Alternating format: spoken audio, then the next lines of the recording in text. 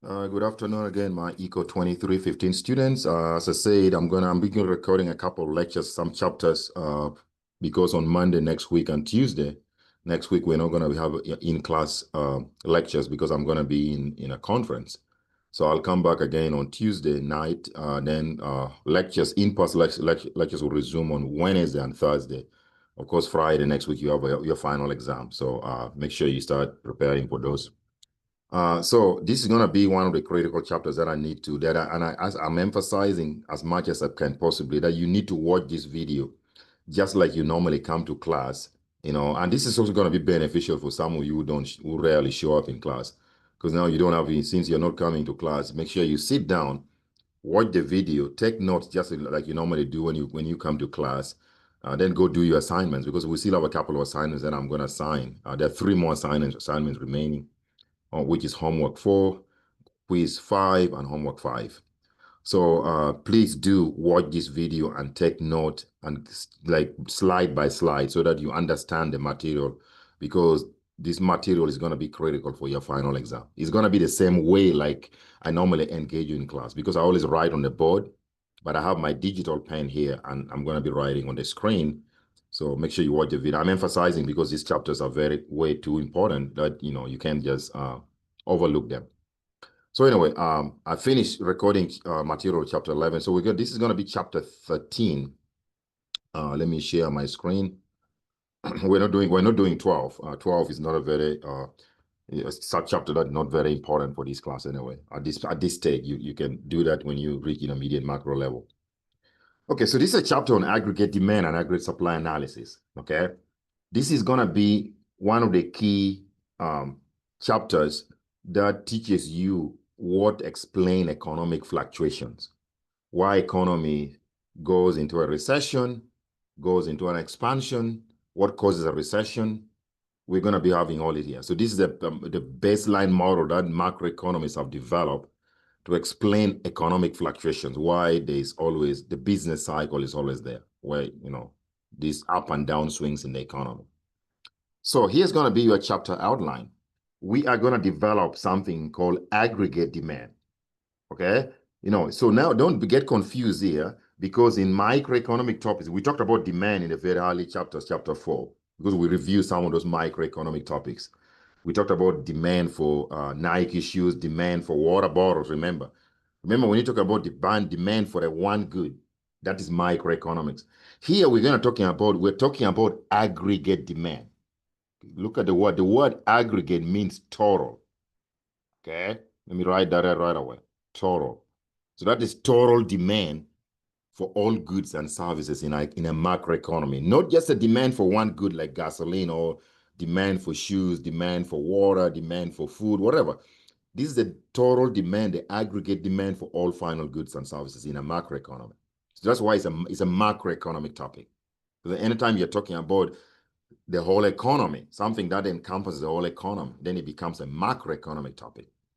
And let me repeat that again, because I don't want to lose anybody.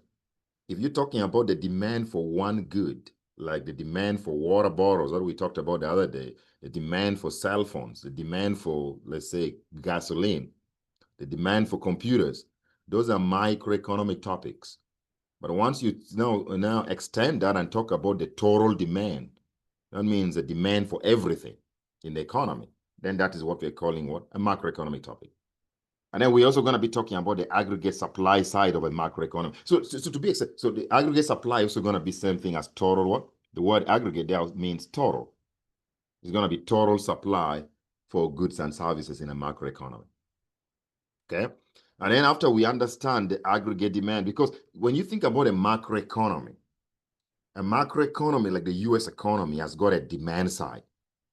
Okay, there are people who are demanding goods and services. So we're going to look at the total demand for all goods and services in the US economy. That's going to be the demand side of the US economy. So you can take the US economy as a whole, as a market at a macroeconomic level. So in a macroeconomy like the US, there's a demand side of the macroeconomy, then there's a supply side of the macroeconomy. Okay. And then after we understood factors that are driving the aggregate demand, aggregate supply, how we shift those demand curves, those kind of stuff, demand and supply, aggregate supply. Then we're going to talk about the macroeconomic equilibrium. Just like when we talk about supply and demand for individual goods, here we're going to talk about the macro equilibrium in a macroeconomy. So we call it macroeconomic equilibrium in the long run and short run.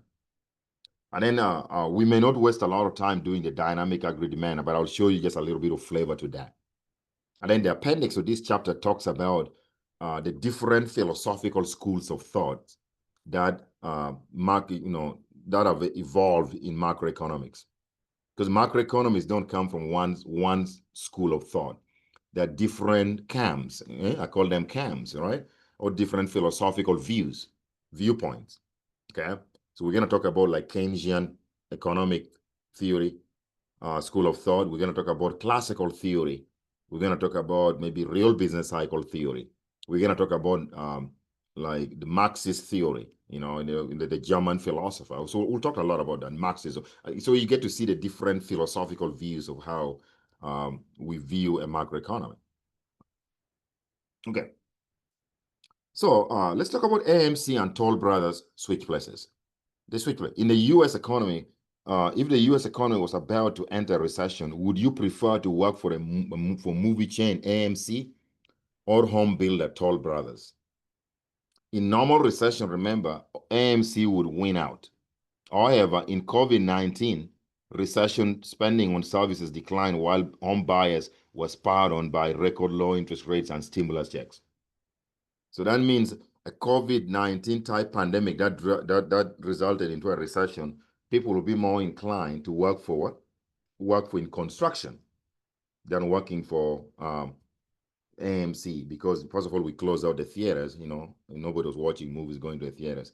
So anyway, so let's talk about the aggregate demand for goods and services. Remember last time I talked about this equation is very familiar, and I told you that this equation, which is equation that we use for calculating GDP, is going to be central to everything that we do here. That's the equation we use for calculating GDP. Okay, so now here we're going to say, and that's what we already talked about. You already know that.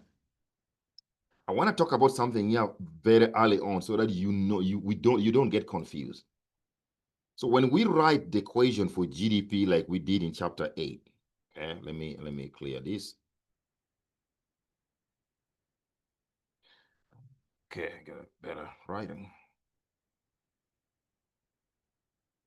If you write the equation for GDP like Y equals to C plus I plus G plus net export, this is equation for calculating GDP. But this equation also has important implication. The right-hand side of this equation, if you add total consumer spending on goods and services, total business investment spending on goods and services, which we call I, total government spending, and the net spending by the foreign sector, which we call net exports. This is total spending on final goods and services. If this is total spending on goods and services, that means the right-hand side of this equation also represents aggregate demand. Because anytime you're spending on goods and services, you're demanding goods and services. So that's going to be so that's how we view the total. We say, if we produce GDP and put in the stores, who buys those goods? The consumers buy them. That's why we talk about total consumer spending on goods and services, which also represent total consumer demand for final goods and services. This is business investment demand for goods and services. We can call just business demand for goods and services. Demand for goods by government, and then demand for our goods by the foreign sector. And then the left-hand side of this equation is GDP, because Y stands for total output or real GDP. So that the left-hand side is going to represent aggregate supply. Aggregate supply. So in a macroeconomy, aggregate supply economy reaches equilibrium when total supply or aggregate supply for goods and services must equal to aggregate demand. There you go. So this equation, when you say Y equals to C plus I plus G plus N net export, we're basically simply saying that the total supply or aggregate supply for goods and services on the left-hand side must equal to the total demand for those goods. And those demand for goods are demand by household sector or consumer sector, business demand for goods and services, government demand for goods and services, and what? the net foreign demand for goods and services. Okay. So that's what it's so now we are going to identify the determinants of aggregate demand and distinguish between a movement along the aggregate demand curve and a shift of the demand curve. Anytime we talk about demand, but now we're talking about it at the aggregate level, you must talk about the move, change, how demand change, and then how you shift the demand curve, how you move along the same demand curve, and how you shift the entire demand curve.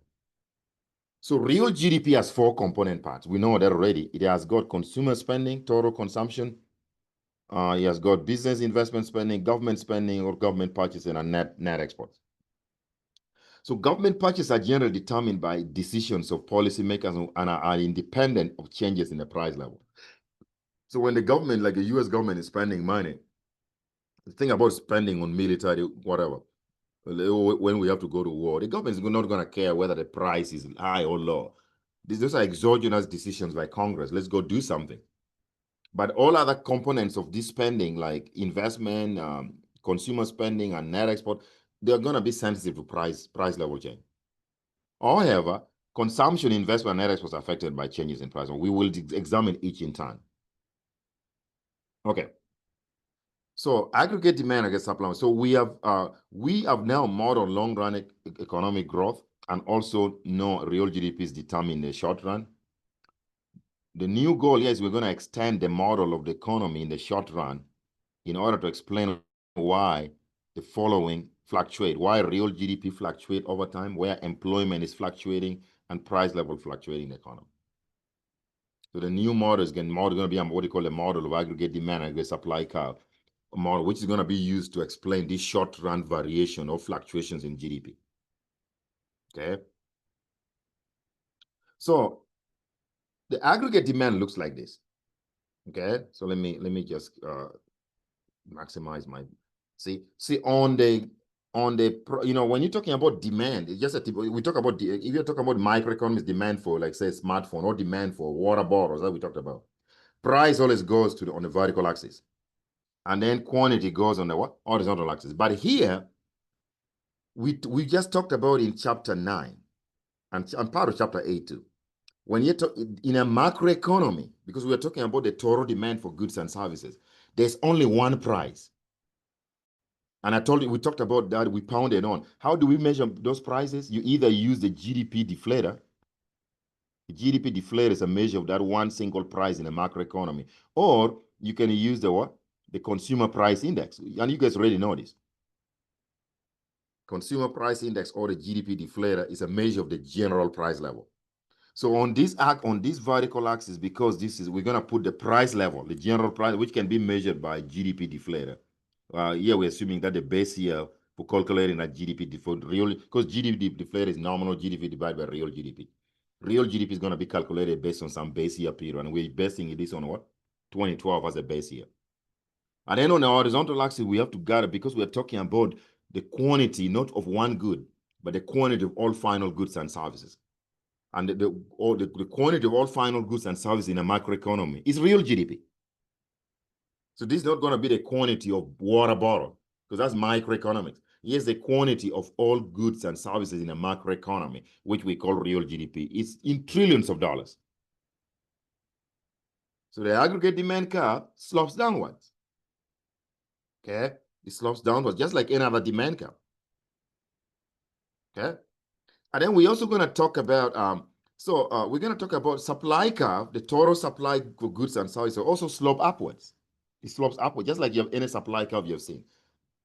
Okay, so we're going to call this short-run aggregate supply curve, the one that is sloping upwards. Okay, we're going to have two types of supply, though, because the economy can produce in full employment, or in the short run when we produce maybe in below or above full employment. We'll talk about that.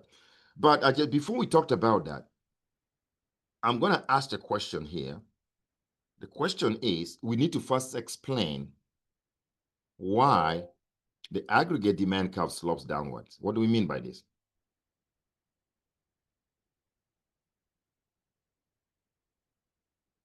Open the new slide here.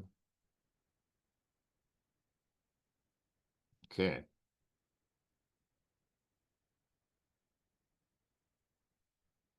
A second here, clear more space here for you.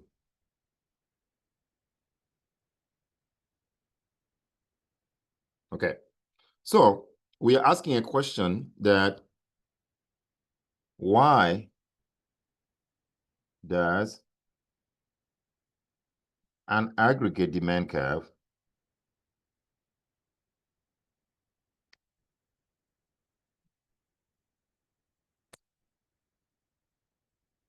my notation for demand is DD. So when I write SS, that is supply. Why does aggregate demand curve slope downwards? So there are a couple of reasons. So in other words, what I'm saying here is that if you draw your demand curve, the aggregate demand curve, we're putting the price level here, the general price level, like a GDP deflator, or the CPI. And then we're gonna put here what? Real GDP. Is a quantity of real GDP. So why is it this curve slopes downwards? What do we mean by that? That if the price level is say P1, the general price level in the economy, the macroeconomy, the quantity demanded of real GDP would be Y1. So this is real GDP, which is with the notation is Y. So you'd be at point A on this aggregate demand curve. But once the price falls to P2, see, we move along the same demand curve to point B, meaning that the quantity demanded of real GDP is going to increase. We're trying to explain why is it that when the price of the aggregate price level in the economy, okay, like a GDP deflator or a consumer price index, if consumer prices are falling, we demand more. The total demand for goods and services, goes up. So there are a couple of explanations. So let's talk about what explained that. The first reason is what we're going to be calling the wealth effect of a change in aggregate price.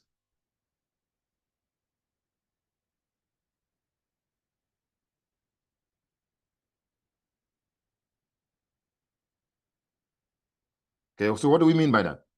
So the idea is that if the general price level, okay, if the price level in the economy, like consumer prices are going down, the price level is falling, the purchasing power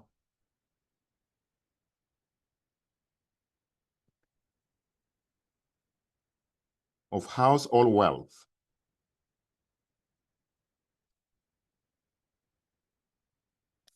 increases, and vice versa. Vice versa means when the general price level in the economy, like the consumer prices, are rising, then the purchasing power of household wealth is going to decrease. I want to give you guys an example here. So this doesn't mean that the size of household wealth is going up. So let's assume that W stands for your wealth, for size of a household wealth. Let's say somebody has $5,000. Just a simple example. And let's pretend that the price level in the economy was 50. Let's say $50. Okay? So the purchasing power of wealth is how much this $5,000 can buy you when the general price level is 50. This is a price. You can think about this as a price of GDP, of 1 unit of GDP, because this is a price level in a macroeconomy. Price of 1 unit of GDP is $50. So the purchasing power of your wealth at this point is that, let's say this was P1. The purchasing power of your wealth is the what? How much your wealth can buy you at that price. So purchasing power is going to be equals to 5,000. It's going to be, you take W divided by P1, which in this case is going to be $5,000 because W is 5,000 divided by the price level, which is $50. So the dollar sign cancel, just cancel, 5 goes there, 100. So that means your purchasing power now is going to buy you 100 units of real GDP. Okay, so that's number one. So now let's pretend. So let's say suppose price falls to P2 equals, which is $25. So the price level has fallen, but your wealth has stayed the same. So how much can your wealth buy you now when price is what? When price is lower? When the general price, like when things are becoming cheaper in the economy, your dollars are going to go a long way. So that means the purchasing power of household wealth is going to increase tremendously. It's going to double. It's now going to be W divided by P2, which in this case is going to be $5,000 divided by 25, because price has gone down from $50 to 25. So the dollar sign cancel. 25 goes into, this is going to go into like 2 times. So this is going to be 200. So that means your purchasing power is going to buy you 200 units of real GDP. So ideally, if we illustrate this in a graph, this is what has happened. That's the reason why the aggregate demand curve is sloping downwards. If we put the price level here, again, and real GDP, we can now just write Y. What we found here is that when the price level was $50, the consumers ended up with when the size of their wealth was $5,000, remember. They're using this $5,000 would buy them how many units of GDP? You divide, we said 5,000 divided by 50 gives you 100 units. And then when the price fell to $100, with the same money income or the same wealth, the households or consumers now will be able to buy 200. We do solve that already. So that is the reason why you move along the aggregate demand curve. That's one reason. So the first reason is what we call this the wealth effect of a change in aggregate price. Remember, your wealth has not changed. It's the price that is making the purchasing power of that wealth change. Okay? So later on, I'm gonna say, what about if the wealth increases or decreases? If the wealth is the one changing, you don't move along the demand curve. You're gonna be shifting the entire demand curve. But if the price level is the one changing and your wealth has not changed, then the purchasing power of your wealth is gonna change. So the converse would be true if you started off with a price of what? Of 25. So a price, no, I made a mistake here. This price was 25. You guys are not sort of order. The new price here was 25, sorry, not 100. Okay, that was 25. So again, if you started with a price of 25 and you increase the price from 25 to 50, then you'd be moving along the aggregate demand curve from point B to point A. So it happens either way. So an increase in price is going to lead to a decrease in what? In the purchasing power of your wealth. Your wealth is going to buy you less quantities of GDP. You will move from 200 to 100. So the quantity of GDP demanded is going to fall from 200 to 100. But the quantity of GDP demanded is going to increase from 100 units of GDP to 200 units of GDP when the price falls from $50 to $25. So that's one reason. Then the second reason why you would buy more, so you move along the same demand curve, or where the demand curve slopes downwards. Okay, that's one way of saying that if the price changes, you move along the same demand curve. It's one way of saying that. Reason we're trying to explain why that is the case, why the demand curve slopes downwards. Okay, so the second reason is going to be what we call the interest rate effect of a change in aggregate price. So the second reason is going to be the interest rate effect of a change in aggregate price.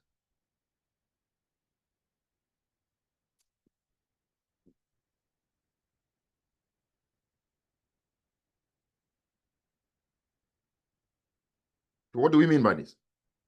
So we already saw in chapter 9, there's a relationship between interest rate. Listen, we know nominal interest rate You know, we talked about this, the end of chapter, towards the end of chapter 9. Nominal interest rate equals to real interest rate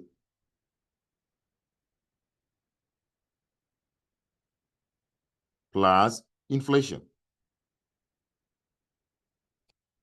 Inflation is a percentage increase in the general price level. If the price level, the general price level is falling, we call that deflation. Deflation is opposite of inflation. So what we're saying is that when the price level in the economy is increasing, that implies inflation has gone up from one period to the next.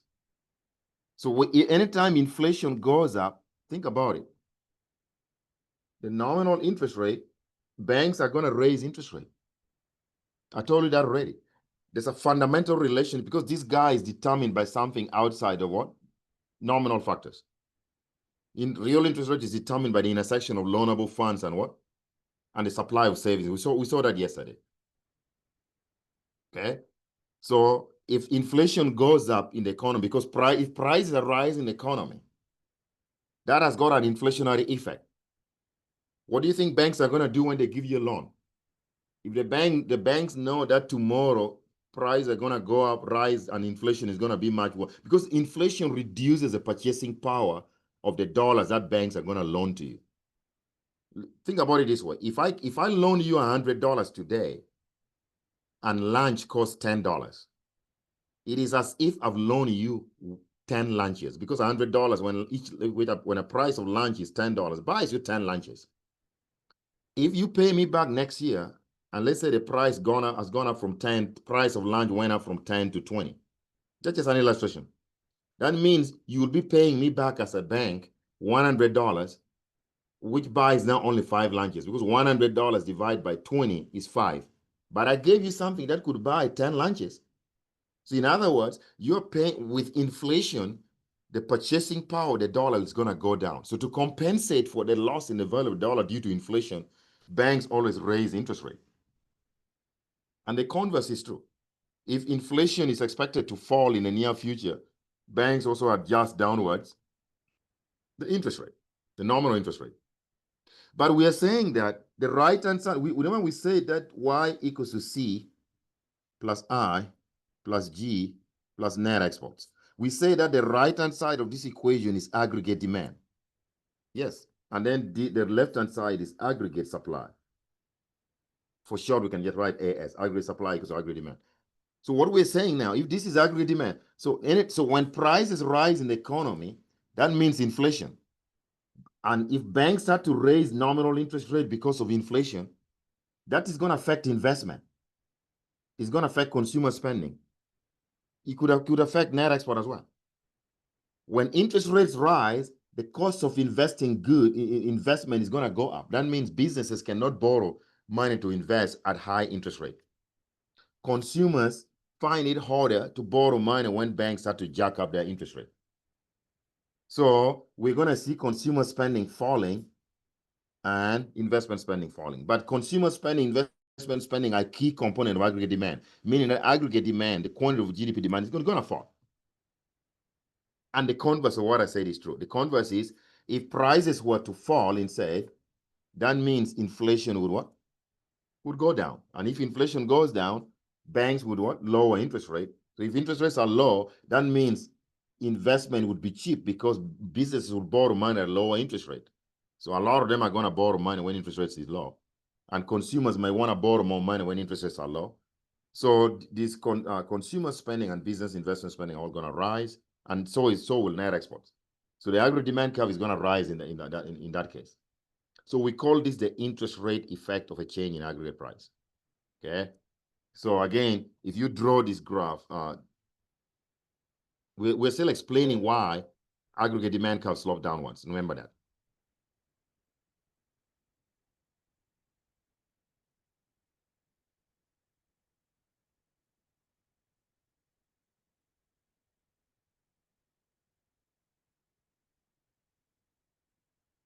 Okay. What we're saying here is that when the price, this is gonna be a similar graph. So let's say we are trying to explain why the aggregate demand curve slopes downwards. So we're saying if the price is low, let's say P1, the quantity of GDP demanded, real GDP demand is going to be Y1 here. Right? We're just going to, the price level, we just level it P, real GDP, quantity real GDP demanded, we're going to level it Y on this axis. So you're going to be on this point on the what? On the demand curve. And what I'm saying is that when the price level rises to P2, that's what we're calling inflation, because inflation is a percentage increase in the general price level. Okay? We are going to, the quantity of real GDP demanded is going to fall. In other words, we're going to go to Y2. So in other words, we're going to move from point A on this demand curve to point B when price goes up. And why is that so? It's because what I told you, because this aggregate demand is a sum of consumer spending, investment spending, government spending, and net exports. So when prices are rising in the economy, that means nominal interest rate will go up, because nominal interest rate from our formula that we talked about last time is real interest rate plus inflation. Notation with inflation is pi. So when inflation goes up because of rising prices, banks are going to raise nominal interest rate, and then investment is going to fall, consumer spending is going to fall, aggregate demand curve is going to fall. So that's the reason why the quantity of real GDP demanded is going to move, is going to go down, because demand is going to fall for goods and services. And the converse is true. If price were to fall, that means nominal interest rate would fall, because inflation would be falling. And interest rate would fall. As interest rates fall, consumer spending goes up, investment spending goes up, net export goes up, aggregate demand curve would go up. So you would move from point B to point A. So that's the second reason why the aggregate demand curve slopes downwards, meaning that if there's a change in the price, we move along the aggregate demand curve. It's because of the interest rate effect of a change in aggregate price. Okay. Let's talk about the third effect. The third reason why the aggregate demand curve slopes downward is what we're going to be calling, we're going to call it the international trade effect of a change in aggregate price. Okay. You should be able to explain this. So the first one, we say the wealth effect. We have just explained the interest rate effect of a change in aggregate price. Now we're going to talk about the third effect, which is going to be the international trade effect of a change in aggregate price. So the third reason why aggregate demand curve slope downwards is because of what we're calling the what? The international trade effect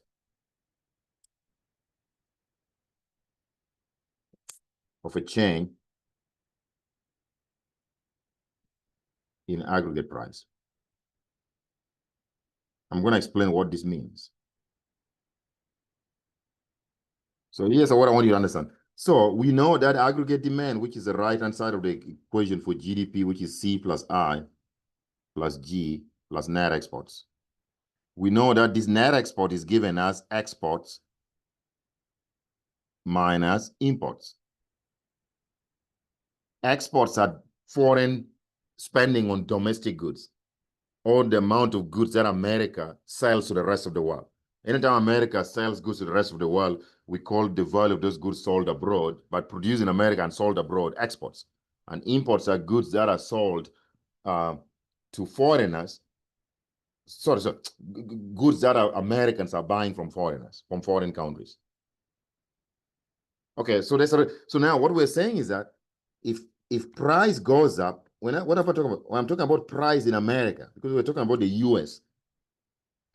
If the price of goods and services in America rises relative to prices of goods in other countries, meaning that US goods are becoming more and more expensive, what do you think is going to happen? Will foreigners buy our goods, our exports? No. The demand for the US, if the price of American goods start to rise relative to the price of goods made in other countries, America will not be able to sell as much export, because foreigners are going to find US goods more expensive. So the demand for US export is going to fall, because the price is rising from a law of demand. If the price is going up, nobody wants to buy our goods. So our exports are going to fall. But If American goods are rising and becoming more and more expensive relative to foreign goods, Americans will find foreign goods cheaper. So Americans are going to demand more imports, more foreign goods. So guess what? If exports is falling and imports is rising, it means this net export will fall. You can put a number there. Let's say, think about if this was 100 and then this was 8 at the very beginning. This difference would be 20, right? But let's say this thing falls to 80 and this thing rises to 90. You're gonna fall from positive 10 to negative 10. Negative means a trade deficit. But net export is part of aggregate demand. So net export is gonna fall as well. So aggregate demand curve is gonna fall. So let me repeat that again. If the price level in America, prices of goods and services are rising in the United States, the US goods become more expensive in the eyes of foreigners. So US exports to the rest of the demand for US exports by foreigners is going to fall because they will view our goods as very expensive. The prices are going up. But foreign goods are going to be cheaper in the eyes of Americans. So the demand for imports by Americans are going to rise. So combination of falling exports and rising imports means net export is going to fall. But net export is part of aggregate demand. That's why the AD curve is going to fall. And the converse is true. Converse being, if American prices are falling instead of rising relative to prices elsewhere, that means US goods become cheaper. If US goods become cheaper, like the GM trucks are becoming cheaper, Ford, Chrysler, any goods we produce in America, then America should be able to export more to the rest of the world. So exports are going to, because foreigners find it more attractive since they're cheaper, prices are falling. But if American goods prices in the United States are falling, that means US goods are already cheaper in the eyes of Americans themselves. Americans are going to be able to decrease their imports of foreign goods. So in that case, combination of rising exports and what? And falling imports will lead to an increase in net export. So aggregate demand curve will rise. So we call this the international trade effect of a change in aggregate price. Because we're trading goods here, that's why we coined the word international trade. If the price falls here or the price rise in America, US goods become more expensive. Yeah. So so if you draw your aggregate demand curve here, what we're saying is that you put price level, you put output here, real GDP. We're saying that AD, if the price level of goods in America is P1, this how much the total demand for these goods is going to be Y1. But when the price level falls to P2, what we just described is that US goods become cheaper in that case. So exports are going to rise. Okay? So the exports rise, but imports are going to fall. Then that means net export is going to rise in that case. Aggregate demand curve is going to rise. So see, we move on this point on the demand curve. So we're going to demand more goods and services. We move from point A to point B. And the converse is true. You can also move from point B to point A. If we start off with a lower price, P2, okay, that would be the quantity of GDP demanded at point B, which is Y2. So when price goes up to P1, rise upwards, that means exports are going to fall and imports are going to rise. So combination of falling exports and rising imports means net export is going to fall and aggregate demand curve is going to fall. So that's why we're going to move from point B to point A. We move this way. Okay. So let me see if there's any other factor that I need to explain here. So I talked about, yes, I talked about the wealth effect of a change in aggregate price there already. I talked about the interest rate effect of a change in aggregate price. Then I talked about the international trade effect, how that affects net exports. Okay. So now you know we have explained the reason why the aggregate demand curve, the AD curve, slope downwards. That when there's a change in price, we move along the aggregate demand curve. So they can be explained by three reasons: the wealth effect of a change in aggregate price, the interest rate effect of a change in aggregate price, and the international trade effect of a change in aggregate price. So now let's go and talk about even more interest. Let's talk about shifting the aggregate demand curve. So shifting the aggregate demand curve is different from moving along the demand curve. Okay. So when we learn, when I introduce some micro level topics in chapter 2, 3, chapter on demand, when we talk about the demand, I talked about there's a distinction between a movement along the demand curve and shifting the aggregate. So this is what we're talking about here. Difference, okay. So if this is an aggregate price, this is quantity of real GDP demand. Let's say this is a demand curve. Let's label this AD1. So if anytime price, let's say we are at this point A on a demand curve. This is your Y1. If price falls, for example, we talked about that, we move along the same demand curve, and that's explained by the three factors: the wealth effect of a change in aggregate price, the interest rate effect of a change in aggregate price, and the international trade effect. So you're going to move from point A to point B. But sometimes the price may not change, but we still see people buying more, aggregate demand curve going up. So for example, price can remain at P1, but then we can move to this point here, this new point here, which you can call this point C. So meaning that the entire demand curve would have shifted to the what? To the right, to like AD2. So what does that mean? When price has not changed, when you move from point A to point C, that is not a result of price changing. Price has stayed the same. But now the demand, aggregate demand, the demand for real GDP is gonna go up. So this is what we call, there's a movement from point A to point B. We call this a movement along the same demand curve.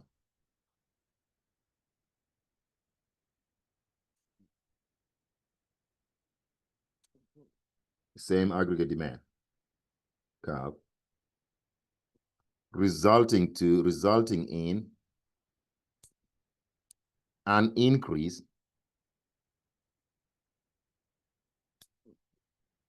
in the quantity, the aggregate quantity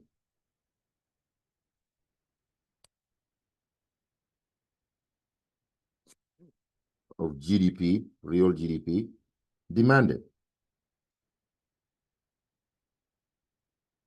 We invoke the word increase we invoke the word quantity. But a movement, I don't know space here, but a movement from, I can squeeze it up here. A movement from point A, if you move instead from point A to point C, see, a movement from point A to point C does not involve change. The price that's kept is the same. This is what we call, you're shifting the entire demand curve. You're shifting the entire aggregate demand curve.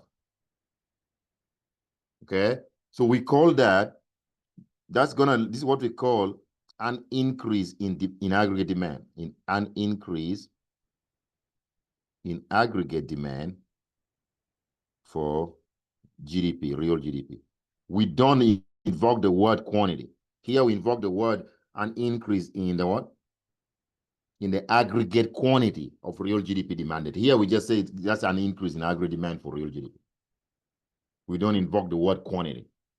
This is due to the reason why we shift the entire demand curve. This is due to changes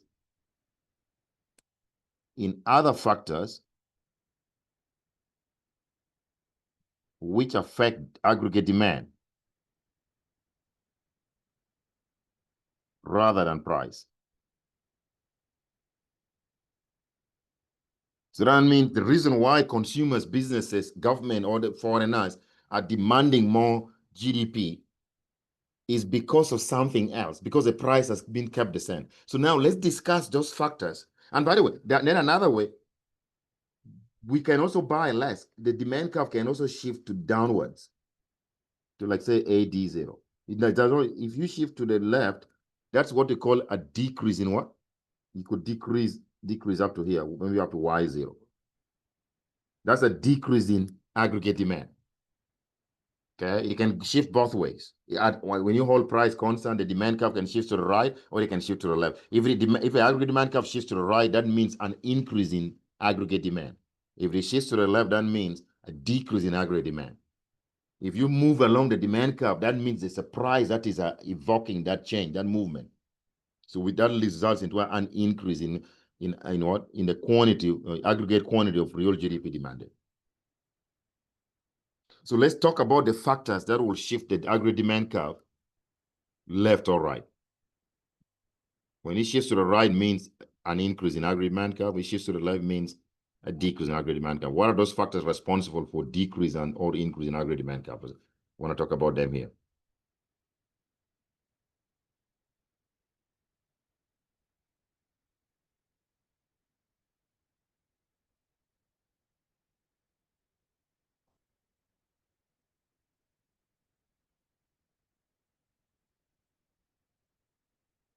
Create more space here.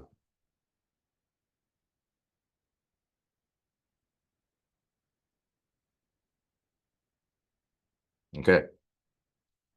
So let's discuss factors which shift the aggregate demand curve, AD curve, to the left or to the right. Remember, when the aggregate demand curve shifts to the right, that means an increase in aggregate demand. When it shifts to the left, it means a decrease in aggregate demand. So one of the factors that will shift the aggregate demand curve left or right is going to be a change in household wealth.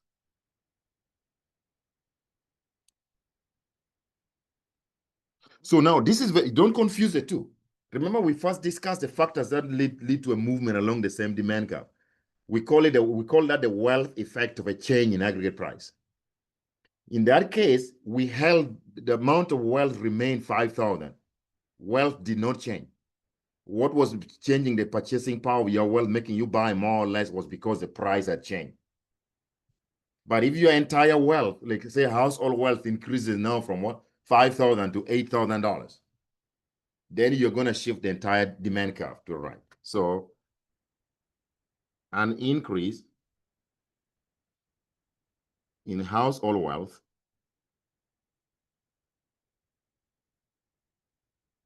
shifts the aggregate demand curve to the right, while a decrease in household wealth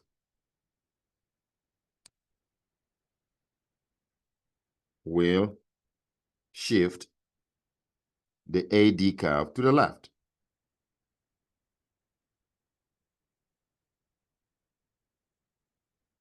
So in other words, this is what I'm saying. This is your price level. This is your real quantity of real GDP. And this is your AD1. This was the initial price level, and this was like Y1. So this is like, say, P1.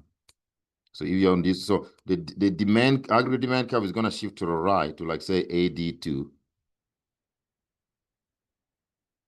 So we increase aggregate demand. We move from this point to this point. Or it could shift to the left when there's a decrease in household wealth. Consumers will buy, households are going to buy less when they see their wealth decreasing. The year price has not changed. You see that? But consumers, households are buying more because their wealth has, the wealth have changed. And you should be asking yourself, what are those things, use your critical thinking. Because we're just saying that and there's a change in how, what are the things that increase household wealth? What will make Americans become wealthy? You know that. When the economy does well, they say the economy is a growing economy means most Americans are able to find jobs. And they're going to be able to increase their household wealth by increasing income from the job. If the economy goes to a recession, bad economy, many people lose their jobs. So that's going to lead to a decrease in wealth. So you know that you can discuss it. Second things that could drive your household wealth could be stock market booms. If the stock market is booming, people are going to be wealthy because they make a lot of money on their stock investments. But when the stock market crashes, then Americans are going to lose wealth on their investment, on their stock portfolio. So it's no-brainer. And then the third could be things like what? like real estate. If America, if our homes are gaining value, we become wealthy because we build more equity on the house. If you buy a house for $500,000 and your house shoots up to $1.2 million, you become wealthy. You build more equity. You have more money on the house. So you know this. You understand. So it's not just about knowing that. Oh, when we become wealthy, the aggregate demand curve shifts to the right. Don't be somebody who crams the material to pass the exam. I don't like that. I want you to understand it. Okay. So when we say that, okay, your wealth is increasing, it shifts the aggregate demand curve to the right. Then you should go a step further and say, by the way, what drives the aggregate wealth? It could be things like economy growing, Americans finding jobs because we're growing economy, stock market booming, the housing market booming, making our home values are going up, so we build more wealth. But if the opposite of what I said is true, then we build less wealth, so demand shifts to the left. So that's that number one. Number two, second factor that can affect, make us buy more or buy less, or the demand curve shifts left or right. What do you think it's going to be? Let's talk about fiscal policy.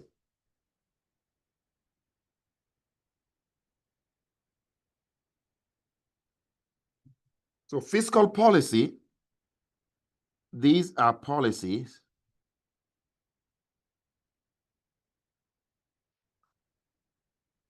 which comprise of taxes, tax policy,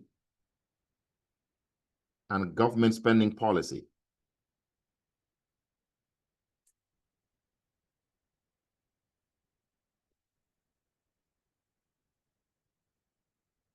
Controlled by US Congress. Because since we're talking about a macroeconomy, we are talking about fiscal policy that can affect the entire economy. But remember, fiscal policy can also, decision to spend or tax can also be determined at the state and local government level, because there are taxes there are several different types of taxes that are implemented at the state and local level, such as property tax. If you own a house in Texas or in Austin, you need to pay property tax. That is not a federal government tax. That's a local level tax, or state and local level. Okay. Sales tax. If you buy something in Texas, you have to pay sales tax. That goes to the state, not the federal government. Okay. But because we are more concerned about the entire economy, we are going to be concerned here only with fiscal policy or tax policy or government spending that is implemented at the US federal government level. Okay. So we call those fiscal policy. Every country on earth has got a fiscal authority, an authority that controls their tax policy and their government spending policy, like government budget in general.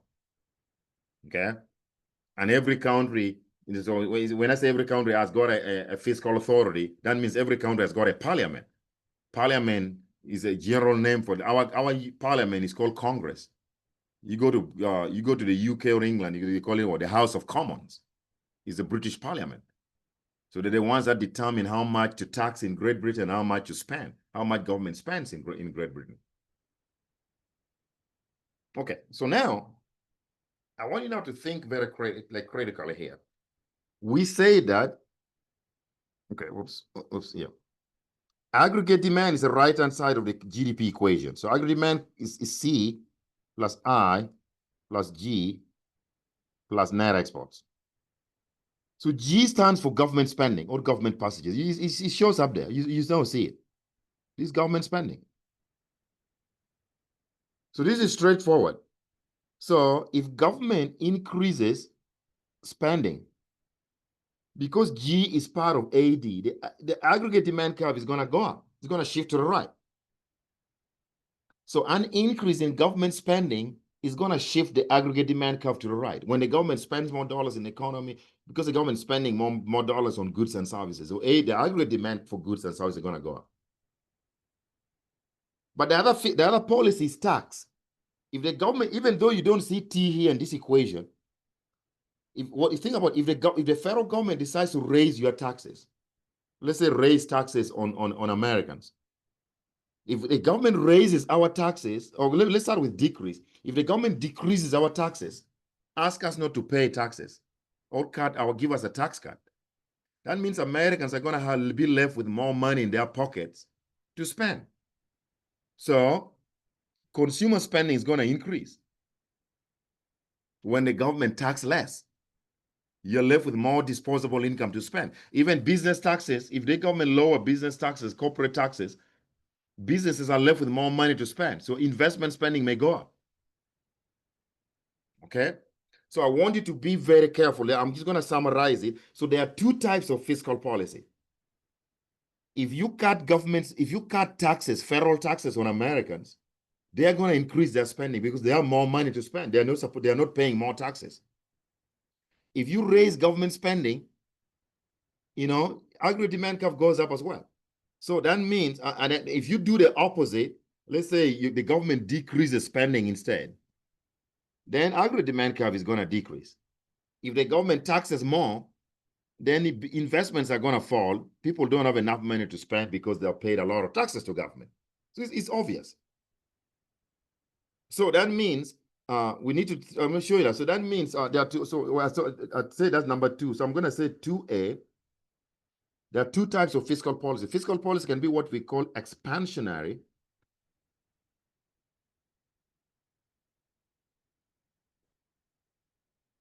fiscal policy.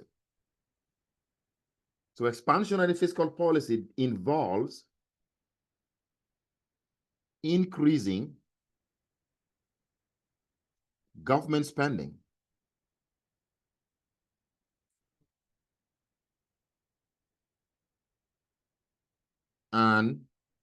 or decreasing taxes.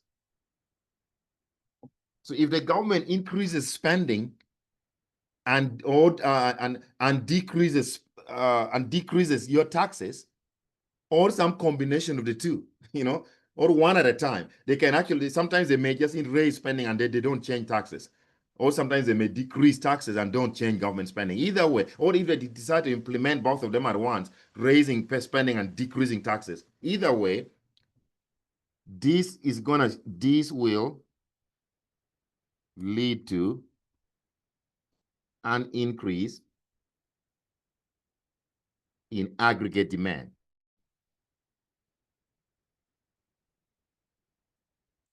Shifting the AD curve, shifting the aggregate demand curve to the right. That's right. So what I'm saying here is that, so expansionary fiscal policy, from the word expand, to make it bigger. If there's aggregate demand here, and this was, let's say this was price, this was Y1. So the AD curve is going to shift to the right like that, AD2,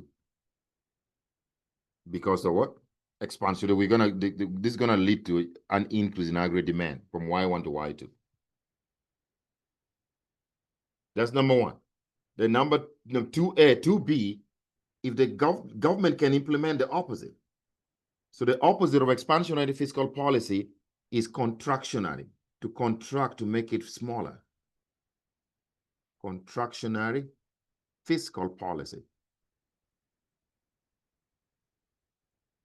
So contractionary fiscal policy, this involves the government, the federal government,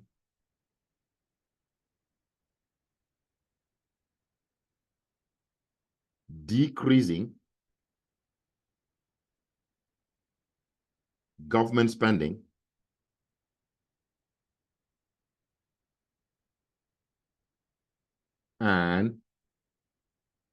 or raising taxes. It's the exact opposite of expansionary. Okay, so the government can either decrease spending or raise your taxes, or some combination of the two. They could be decreasing spending at the same time raising taxes. They could do both at the same time, or they could do one at a time. They're just raising taxes or they're just decreasing government spending. Either way, whether they do both or they do one at a time, this is going to lead to a decrease in what? In aggregate demand. This leads to a decrease in aggregate demand, shifting the AD curve to the right. So in this case, this is a case where what I'm saying is, if this is your quantity of real GDP, this is your price level. If this was your initial aggregate demand curve 1, and let's say this was price, this was Y1 here. So the aggregate demand curve can shift to the left because of contractionary fiscal policy, like this. So that's going to lead to less GDP demanded. That's contraction. That's fiscal policy. Okay, so I've already talked about. So one thing that the government can do to shift the aggregate demand curve to the right is implementing fiscal policy. So expansionary fiscal policy, which involves either increasing spending or decreasing taxes, will shift the aggregate demand curve to the right, leads to an increase in aggregate demand for goods and services. While contractionary fiscal policy will shift the aggregate demand curve to the what? To the left, because that involves raising taxes or decreasing spending, or some combination of the two. Okay. So let's go to the next. Oh, so that's fiscal policy. Okay, so there are two types of policy that are implemented at the government level. This one we just discussed. Remember we're saying that is controlled by Congress. Congress is the one that controls fiscal policy. Okay, but the other policy, which is also at the national level, which can affect economic activity, is what we're going to be calling monetary policy. So let's talk about monetary policy. So monetary policy is also going to shift the what? The aggregate demand curve.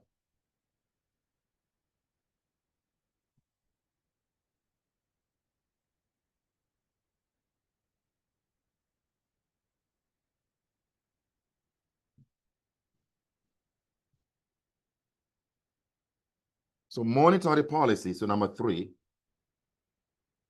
monetary policy.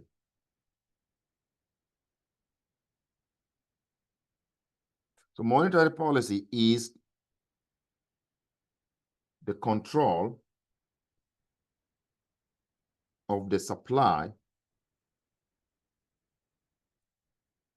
of money. In the US, our money is called the dollar. So the supply of dollars is the control of the supply of money or dollars in the economy. And control over interest rates. Control over interest rates.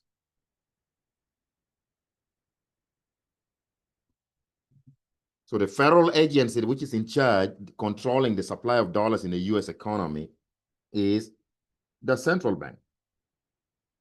So the central bank controls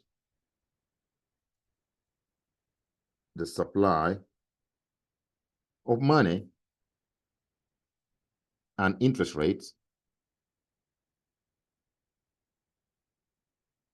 in the economy.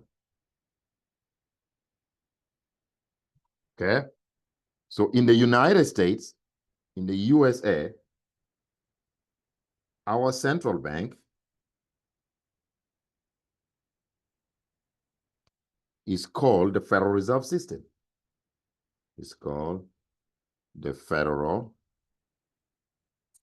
Reserve System. And in the next chapter, I'm going to talk about when the Federal Reserve was created, what it does, the specific tools that they use to control money supply. So every country on earth which print their money, every country almost have their own money. You go to New Zealand, they have the what? They have the New Zealand, the New Zealand dollars, the Aussie dollars, Australian dollars. So the Central Bank of New Zealand is called the Reserve Bank of New Zealand. The Central Bank of Australia is the Reserve Bank of Australia. The Central Bank of Canada, the government entity in Canada that controls the supply of their money, the Canadian dollars in the Canadian economy, is called the what? The Bank of Canada. The Central Bank of England is called the Bank of England. It controls the supply of the pound sterling. The pound sterling is a British money, you know that. You go to Sweden, okay, Swedish krona is a Swedish money. It's called the krona. It's controlled by what? The Central Bank of Sweden, which is called the Riksbank of Sweden. The euro, which is this one common, a couple of years ago, by the way, a number of countries within the European Union, about 17 of them, they decided that they were going to use one single currency. Okay, so adopted a single currency, and the central bank that prints that euro. You go to Europe, you go to Germany, you go to France, you go to Italy, you go to Portugal, Spain. They all use that common currency. It's called the euro. So there's one bank that prints it. It's called the European Central Bank, the ECB, and this started in 1999. But before 1999, each country in Europe had their own independent currency. Like the French used to have their money used to be called the French francs, and they had their independent central bank called the Bank of France. Germany used to have its own money called the what? The German Deutschmark, and the central bank of Germany was called the German Bundesbank. I know some of you might speak German. In Germany, anything with Bundes means national. So Bundesbank is like national bank, it's a central bank of Germany. Okay. So every country that has their money will have a central bank. In the US, our central bank, in the United States, our central bank is called the Federal Reserve System. So the Federal Reserve is in charge. So from today onwards, when you hear me talking about the Fed, I'm gonna be calling this the Fed. That is my short form of saying the Federal Reserve System. So don't get confused. The Fed is my short notation for the Federal Reserve System, which is a US central bank in charge printing money in America, supplying dollars in the US economy, and controlling interest rates. Okay, so let's look at how the control of the dollar, supply of dollars, interest rate will affect the aggregate demand curve. So I'm going to take them into 3A. So we're going to talk about expansionary monetary policy. Just like we talk about expansionary fiscal policy, we also have expansionary monetary policy. So expansionary monetary policy is when the Federal Reserve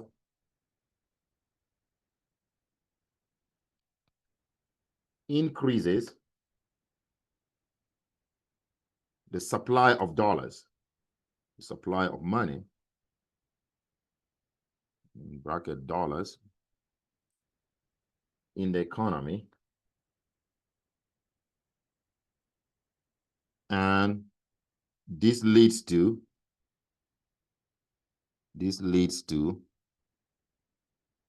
lower interest rates.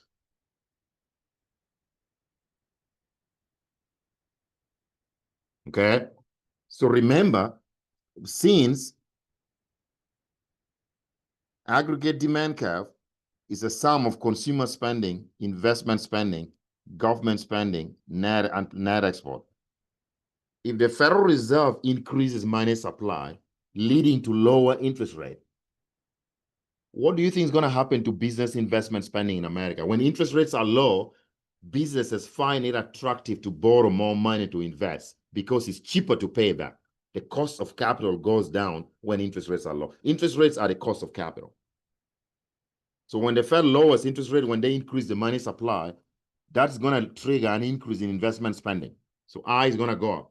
It can also trigger an increase in consumer spending, because consumers who are borrowing money on a credit card, when they see interest rates in the economy falling, that means borrowing money becomes cheap. Okay, so I want you to know that. So an increase in the money supply leading to a decrease in interest rate is going to lead to higher consumer spending and higher investment spending. It could also lead to an increase in what? In net exports. That is going to lead to overall an increase in aggregate demand. So these will increase aggregate demand, shifting the AD curve to the right. So expansionary monetary policy will shift the aggregate demand curve to the right, just like expansionary fiscal policy. Remember, fiscal policy involved tax policy and spending policy. That's controlled by Congress. Okay? So when Congress lower taxes or raise government spending, we say that will shift the aggregate demand curve to the right. Here, if the Federal Reserve increases money supply, which leads to lower interest rate, the aggregate demand curve is also going to shift to the right. So both expansionary fiscal policy and expansionary monetary policy will shift the AD curve to the right. Y1, Y2, CP here. So AD curve is going to shift to the right. Okay, so if the Federal Reserve doesn't want to shift this thing to the right, and by the way, these policies are always implemented, the Fed is going to choose a time to implement this. For example, if the Fed knows that the economy is weak, where Americans are not buying enough or businesses are not investing enough, that's a characteristic of a weak economy, like we're in a recession. The Fed typically lowers interest rate by printing money, by increasing the money supply. And Congress also tries to lower taxes and raise government spending to keep the economy strong. In fact, sometimes they could coordinate policies where, so in a bad economy, you find Congress lowering taxes and raising government spending. And then the Federal Reserve would be increasing the money supply, which leads to lower interest rate. All those can help grow the macroeconomy out of a recession. Okay? So, but the opposite is true, which I'm going to talk about 3B. If monetary policy is not expansionary, then it's contractionary. Just like we talked about contractionary fiscal policy. Contractionary monetary, contract to make it smaller. Contractionary monetary policy. This involves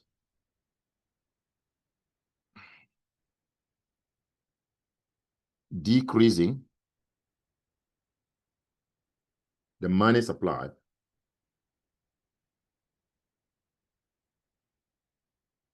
which leads to higher interest rates. Anytime the Fed or the central bank decreases money supply, it will lead to a what? It will lead to higher interest rates. Okay? So in this case,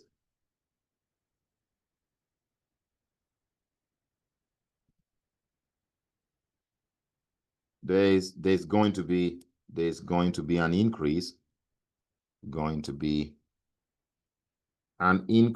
demand.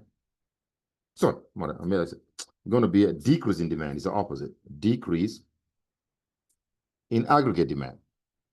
Shifting the AD curve to the left is the opposite. Shifting the AD curve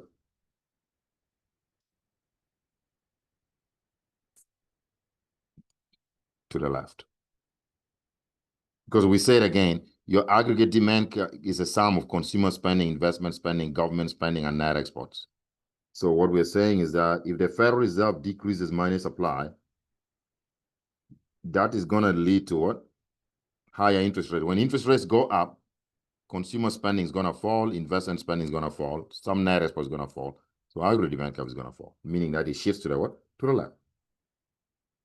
This was Y1, this is P1. You find this AD curve shifting to the left. Okay. So those are the two policies that we care about. So we care about monetary and fiscal policy. So if you take my class, and let's say towards the end of the year, or even after you got an A+ in my class, and I meet you on campus and I asked you, what is contractionary policy or fiscal policy? Or I ask you, what is fiscal policy? And then you start talking about money. Contractionary fiscal policy, fiscal policy has got nothing to do with money supply or interest rate. Or when I ask you, explain to me what is monetary policy? And then you start talking about taxation and government spending. Monetary policy has got nothing to do with taxation and government spending. That is fiscal policy. So you don't confuse the two. Monetary policy deals with money supply in the economy and interest rates, and that is controlled by the nation's central bank. And every country that has their money that exists out there as a central bank that controls the supply of their money in the economies and interest rate. We just call them differently. In the United States, that is our Federal Reserve System. You go to China, it's the People's Bank of China. In Mexico, they call their central bank Banco de Mexico. That's the Central Bank of Mexico. I told you that already. In Canada, they call the bank of what? The Bank of Canada, and so on. So they just name them differently. Number 4, let's talk about the other fact. There are several factors that shift the agri-demand curve. I hope you're following.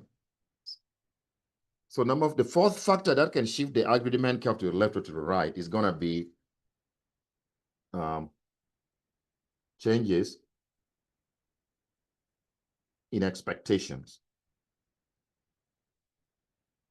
Expectations about the economy. I don't know whether you saw when we talked about the calculation of GDP, I made some comment. The US economy is a consumer-based economy. So when consumers start to have low consumer confidence, okay, they become worried that something was wrong with the economy. Because remember, aggregate demand, again, sum of C plus I plus G plus net exports. So if consumers and businesses become pessimistic, okay? Pessimistic is what? Means they're less optimistic about the direction of the economy. About the direction of the economy.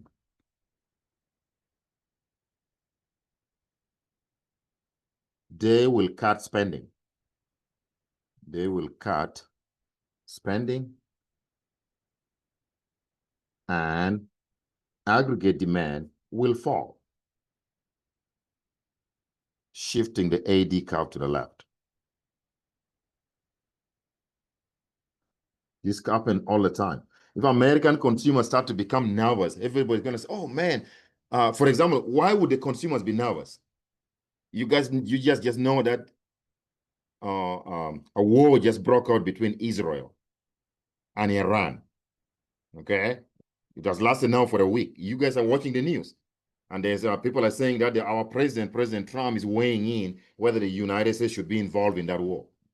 So when a war breaks out like that, people are going to start becoming nervous because you don't know what tomorrow is going to hold. If we go to war and the economy may fall, something may happen bad, we don't know what the future holds. It brings this uncertainty. People don't know what is going to come next. You always see, you guys know a lot of economy. You always see people talk about this in loosely. They say, oh, we save for a rainy day. If I know that the war that just broke out in Gaza, in Iran, between Iran and Israel, it might cause turmoil to the global economy, including the US economy. That means I may lose my job if the economy goes bad because war brings a lot of problems. So instead of saying, well, why would I spend a lot of money today when I'm less optimistic about the future? So I'm going to save my money. But when we save more money, we don't help the economy today because consumer spending is going to fall. And businesses are going to cut spending because they're not sure. That's going to lead to a decrease in agri demand. So the agri demand curve is going to shift to the left. I don't need to draw it. You draw it and shift it to the left. But the opposite is true. If consumers and businesses are more optimistic instead of less optimistic, are more optimistic about the direction of the economy, the direction the economy is taking. Excuse my handwriting. It's not easy writing on the computer screen. It looks like chicken legs here. Chicken feet. It's taking. They will increase spending. If people are more optimistic, they think there's more hope in the near future, they're going to increase spending. leading to an increase in what? In aggregate demand. Increase in AD, shifting. This was shifting to the left here. Shifting the AD curve to the right.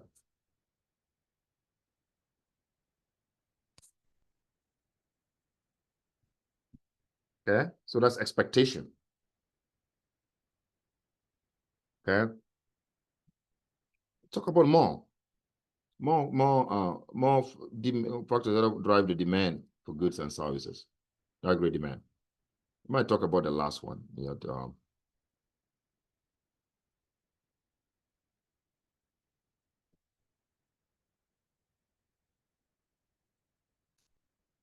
Okay.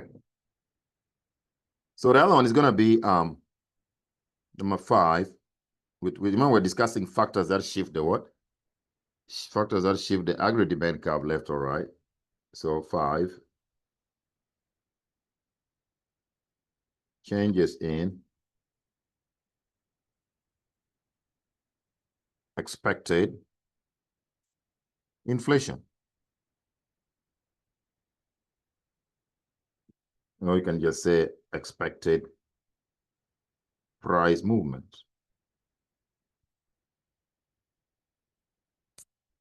Okay, so the idea here is that if households expect prices of goods and services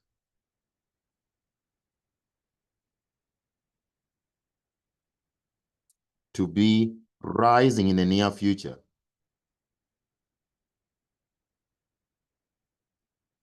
meaning that is what? There's going to be higher inflation. What do you think they're going to do?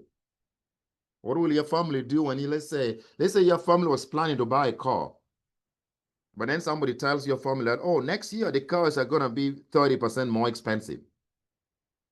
That means it's going to be a smart idea to buy it today when it's cheap. Remember, we are not saying that the prices today have changed, but we're expecting price in the near future to go up. Let's say next year or in the next 6 months. So an unexpected future price increase, okay, leads to an increase in demand today.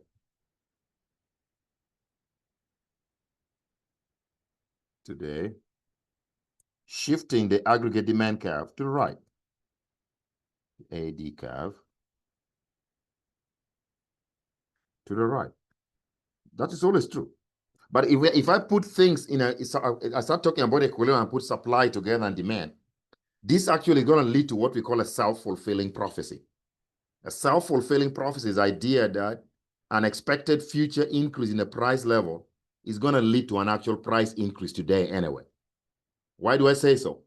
Think about if all Americans think that things are going to be more expensive in a year or in 6 months, that means many of them are going to start rushing to the store to buy stuff today. So as many people flock the store, that means the demand for goods are going up, and the sellers of goods see that people are lining up. They're going to jack up the price anyway. They're going to raise the price on you. So an expected future price increase sometimes could lead to an actual price increase today, what we call a self-fulfilling prophecy.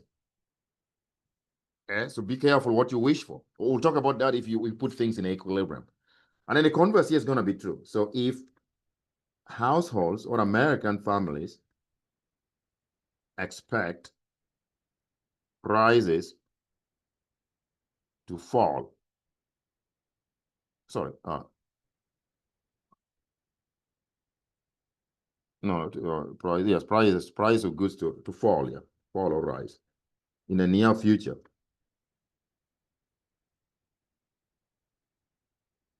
They will stop buying today. They will stop buying today because they want to wait in the near future when it's cheap. They will stop buying today. This will lead to a decrease in demand for goods today. Demand shifting the AD curve to the left. Like let's say it's just 2 months to Black Friday. We know that on Black Friday, the price of electronics in stores like Best Buy, everywhere, Amazon, there's like 75% off, right? You know that. Walmart, Target, things are going to be cheap. So if some family was planning to buy, like, say, electronics for their home, and they know it's only 1 month to holiday season, because holiday season companies try to cut prices because they want to get rid of their inventory, then most families are going to wait until Black Friday. That means they're going to cut spending today. They're not going to want to buy today when it's expensive. They want to wait when companies actually drop the price for them to go shopping. Okay. So those are some of the factors. Let me see if I miss any on the PowerPoint. So I discussed them here already. So I talked about when an increase in higher interest rates by the Federal Reserve, monetary policy actions by the Fed. When interest rates are high, see the demand curve shifts to the left. Federal Reserve causes interest rates to rise, investment spending will fall. So I talk about that. Government purchases. This is fiscal policy, but I kind of discussed them in bits. And I discussed both these at the same time. That's okay, but you understand them. Because the government can raise spending, or they can cut taxes, can raise taxes, or they do whatever. But you already know what expansionary fiscal policy is. Anytime the government increases government spending or lower taxes, the aggregate demand curve is going to shift to the right. That's what we call expansionary fiscal policy. Here, I discuss them like bit by bit, okay? But you understand the concept. That's most important. This one, we're talking about expectation, about future events. When American families, households, and firms become more optimistic of the future, the demand curve is going to shift to the right. Okay? But if they're less optimistic, the demand curve shifts to the left. Okay. There are two other factors that I need to discuss here. One, additional factors could include the growth rate of domestic GDP relative to what? Growth rate of foreign GDP. That's right. That can shift the what? Aggregate demand curve to the left. The idea here is that Americans are always addicted to imported goods. So if GDP in the United States is rising, that means Americans have more income to purchase what? Foreign goods, imports. Because you know that what? Y equals to C plus I plus G plus net exports. But this net export is exports minus imports. So what we're saying that if Americans' GDP rises relative to foreign GDP, we have more that means more income in America. Americans are gonna buy more what? More imports, because we tend to be addicted to foreign goods. So because this negative sign here, this is gonna lead to a fall in this guy, because this is your aggregate demand for the most part, the right-hand side. Okay, so the AD curve is gonna fall, shift to the left. And then the other thing is the exchange rate. The exchange rate is a rate at which the dollar trades for foreign currency. Okay, if the dollar is cheap, okay, like I think I talked about this point already sometimes in the past. When the dollar is cheap, like say, if you're trying to exchange Mexican peso into US dollars, let's say $1 buys you 10 peso, and then we wake up tomorrow, $1 buy you only 5 peso. That means the dollar has become cheap relative to the Mexican peso. So anytime the dollar depreciation of the US dollar means the dollar buys you less quantity of foreign currency. US goods become cheaper in the eyes of foreigners. So when the dollar loses value, domestic goods, US goods become inexpensive, become cheaper relative to foreign goods. So, so that means what? Americans are going to export more and import less, right? So the demand curve is going to shift to the right. But if the dollar becomes expensive, the dollar becomes really expensive, that means foreign goods are going to become what? Cheaper in the eyes of Americans, and American goods become expensive. Our exports are going to fall and our imports are going to rise. That's going to lead to a decrease in aggregate demand. So because remember, if the dollar, foreigners need you, anytime somebody from abroad wants to buy US goods, when they come to buy US goods here, they need US dollars to be able to buy US goods. So if the dollar is expensive, that means appreciation in the value of the dollar. They cannot afford to buy US goods. US goods become expensive when the dollar gains value relative to foreign currencies. Okay, so that is we're gonna sell less to the rest of the world. Our exports are gonna fall, but then foreign goods become cheaper in the eyes of Americans. The appreciation of the dollar means a depreciation in the foreign currencies, and vice versa. Okay. So those are the factors that affect demand. We shift the demand, aggregate demand curve left or right. So let's look a little bit here. Apply which components of aggregate demand changed the most during the 2020 recession, during the COVID recession. See, this is during COVID here, 2020. You can see the kind of services. We tend to buy more services than goods than actual goods. American spends more money on services. So you can see that during COVID, services actually fell a lot. Like if you're going to the movie theaters, we closed the movies because it was called, we locked down the economy. Restaurants were closing. Most hotels were closing.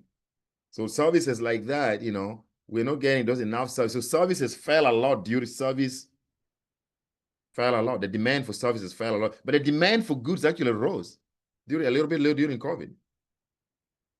Okay. So those are kind of the dynamics between what was falling and what was rising.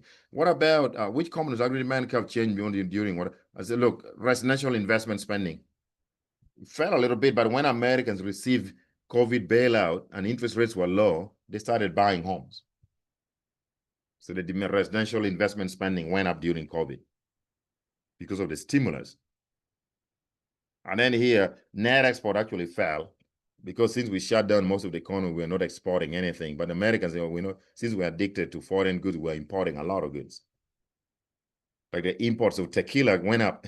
And somebody wrote an article that a lot of Americans were drinking a lot during lockdown, you know, importing liquor from foreign countries. So imports rose, but exports were falling. So the net export generally fell. Okay, so that's demand. So we have completed the aggregate demand side of the macroeconomy. But remember, when anytime you're talking about supply and demand, you cannot just talk about one side of the market. So let's talk about aggregate supply. Okay. So here we are going to identify the determinants of aggregate supply and distinguish between a movement along the short-run aggregate supply curve and a shift of the supply curve, just like we did for demand.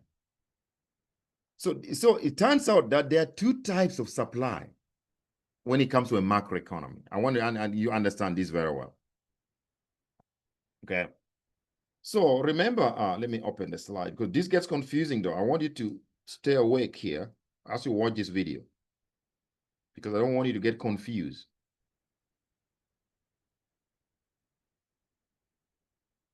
So there's what we call time horizon in macroeconomics.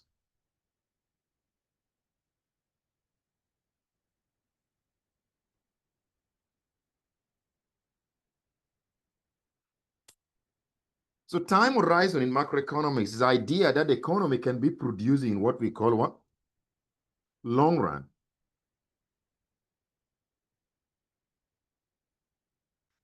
Or it could be producing in what we call short run. So time horizon in macroeconomics, whether long run or short run, is not tied to a specific time frame. When we say the macroeconomy is in the long run, we are not talking about 50 years, 100 years. That's not what it means. Long run basically means is a level of output or real GDP produced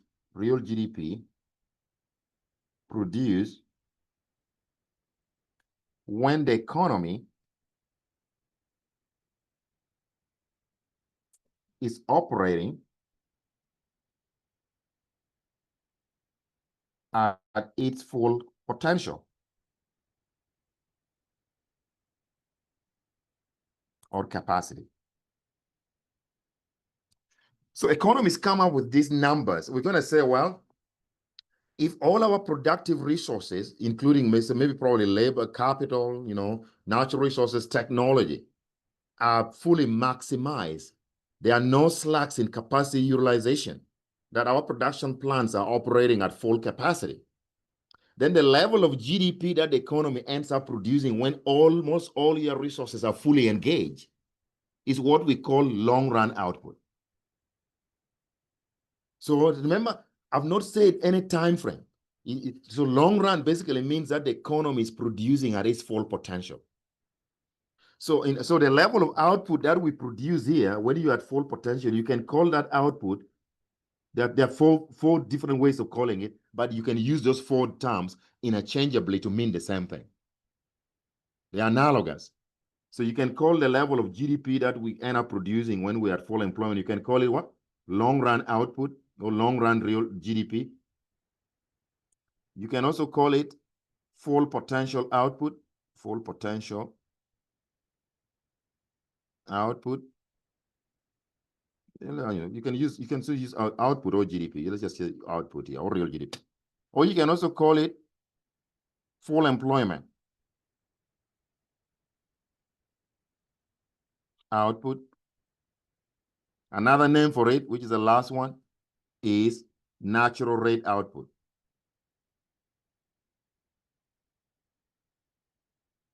So that's what it means for an economy like the US economy to be in the long run.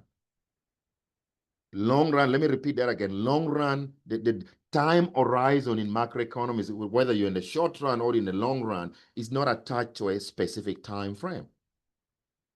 Long run simply means the economy is producing a level of output that corresponds to its full potential when all resources in the economy are fully engaged, or when our production plants are operating at their full capacity utilization.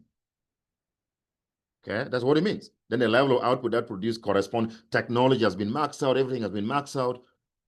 Okay, but don't get me wrong. When we say don't be confused. We talked about this when I talk about unemployment. So full employment or full potential resources does not mean zero unemployment of labor. We talked about this already in chapter 9.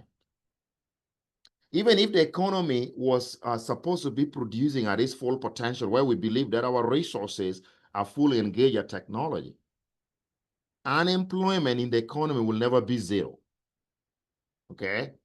So the level of unemployment I talked about in chapter 9, that exists in a macroeconomy when the economy is supposed to be producing at full employment, is what we call natural rate of unemployment. And it's subdivided into structural employment and frictional unemployment. So we did that already in chapter 9.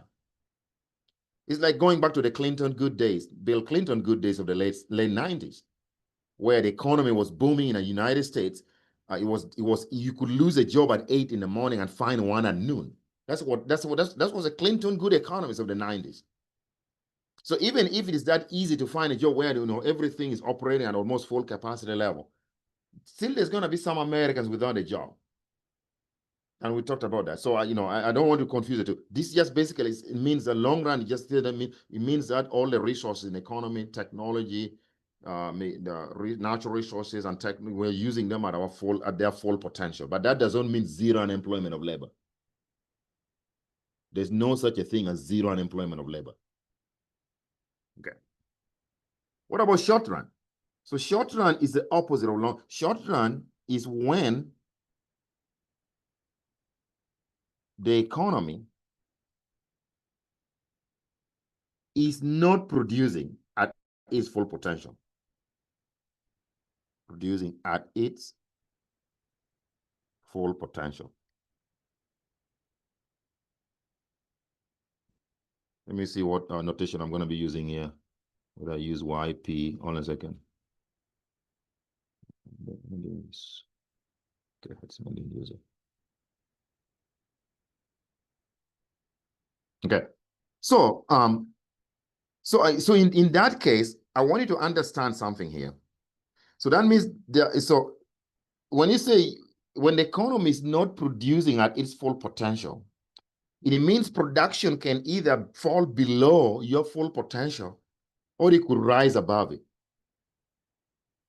So there are three possible scenarios here. So three possible scenarios on our supply, how much we produce in the economy. Three possible scenarios. Number one, I'm going to say A, is when you're at full employment, which we're calling long run. So long run basically means the actual output or real GDP that the economy produces must equal to its full potential level. So Y with a P subscript P here stands for potential output. And then Y without anything here, that stands for actual output or actual real GDP.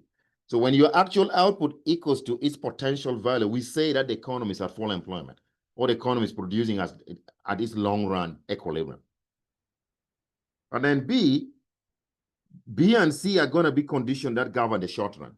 So this is your long run condition. Short run means, so we could have what we call, and I'm going to discuss this earlier. We can have what we call recessionary gap.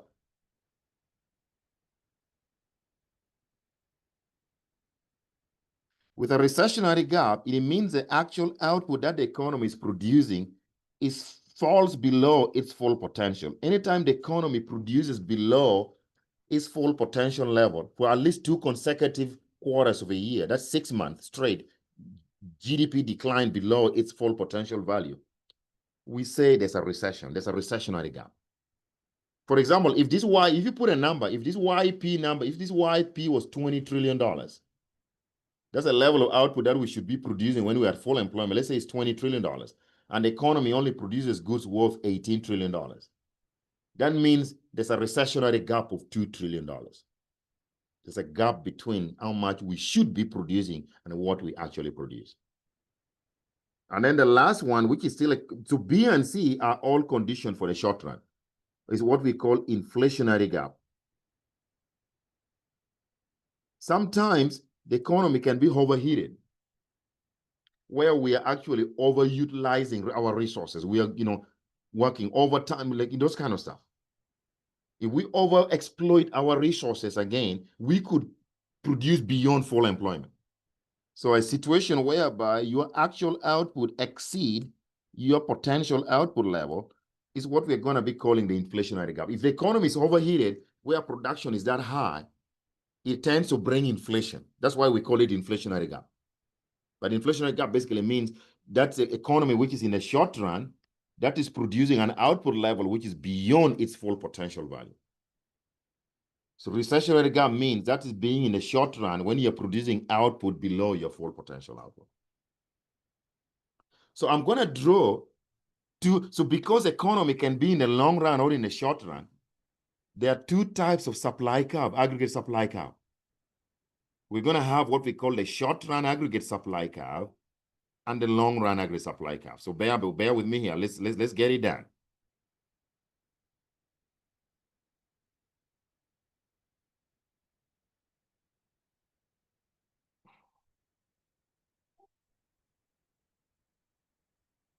So here's what I'm saying here. I'm saying because the economy can produce in long run or in short run, then we have 2 types of supply curve. 2 types of aggregate supply curves. First one is what we're going to be calling the long run aggregate supply.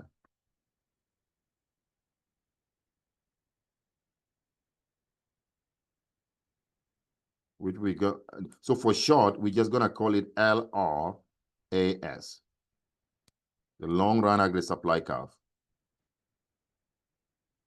And then the second one, when the economy is producing short run, is going to be, we're going to talk about short run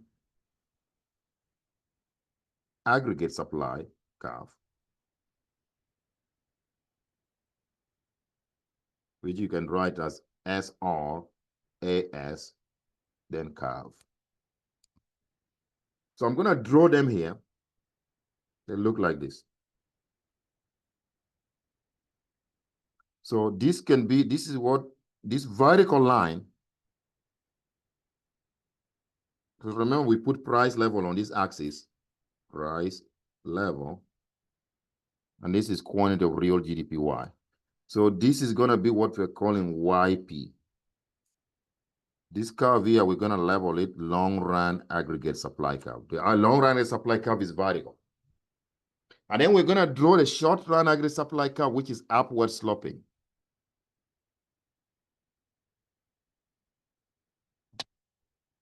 So I want you to understand what we already talked about, because I said there are three possible case scenarios. So the point of intersection between the short run aggregate supply and the long run aggregate supply curve, which is this point here, we could put a price level there. We say, let me be this a P0. That is a point where we say, so there's so where the short run aggregate supply curve intersect the long run aggregate supply curve, that's a point where your actual output equals to your full employment output. That was scenario A that I talk about. So, but anytime, if you are on a point on the short run aggregate supply curve to the left of the long run, like you pick a point like a point here, like point A, that is going to result into what we call what? That means the actual output, Y, see now is below. That is a recessionary gap, because at point A, actual output is less than what? This gap.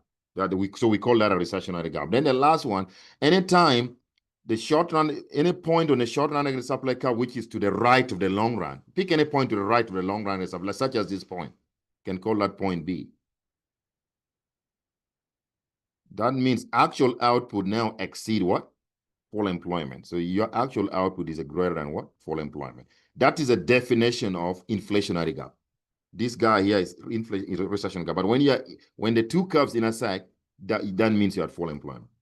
So those are the two types of output that I've talked about. So now let's talk about the two supply curves at one time. So remember, once the economy has reached its full employment, it means resources in the economy have been maximized. Technology has been maximized. So the only thing that can cause the economy to produce, for this line to shift to the right or to the left, it is when you must discover new technologies, you must increase the number of workers in the economy, or maybe train more workers, make them be more skilled. You must build more capital. So anything that shifts that vertical line, that makes you produce more output, that increases your potential output, are going to be things that are associated with resources in the economy and technology. So let's dive in. See, so we had, for example, the long run aggregate supply curve for 2022 was $20 trillion, because these numbers are measured in trillions of dollars. Okay. But if we shift it to the right, it could be due to, okay, so let's talk about factors shifting the long run aggregate supply curve. What are the factors that shift the long run supply curve? There are not many.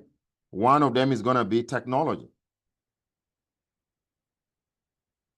If you get a technological advancement, you get a better technology, like now AI, artificial intelligence, ChatGPT, which allows you to produce more output. That is going to shift the long run aggregate supply curve to the right. But you get lousy technology, it's going to shift it to the left. Okay. Number two, capital stock. If the economy builds more capital stock, you're going to shift to that long run aggregate supply curve to the right. And then three, number of workers in the economy. Number of workers. So those are the three main factors that can shift. Or you could talk about resources. Now, if you discover new natural resources like silver, lithium, oil, those are the real things that can shift make a country produce more, because that means the production capability of a country has been expanded.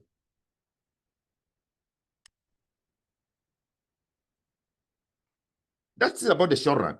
For now, let's just keep it like that. Now let's talk about the long run. Let's talk about the short run aggregate supply curve. So I'm going to explain this just in one, because sometimes it's very difficult to understand why the short run aggregate supply curve slope upwards. We want to first talk about why the short run aggregate. Let me talk about it here. Why this is the case. why economists think that there's a short run agri supply curve that slope upwards.